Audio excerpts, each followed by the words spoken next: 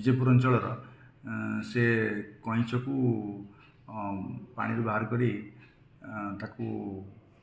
उपरे जगन्नाथंकर चित्र तैयारी करी पुणी पानी रे छाड़ी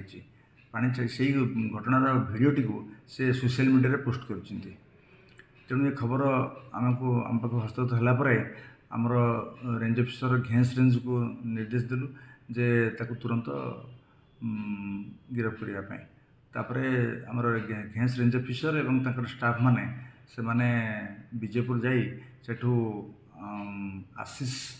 मेहर और अविनाश बगर्ती बोली दुई जन युवक को गिरफ्त कले।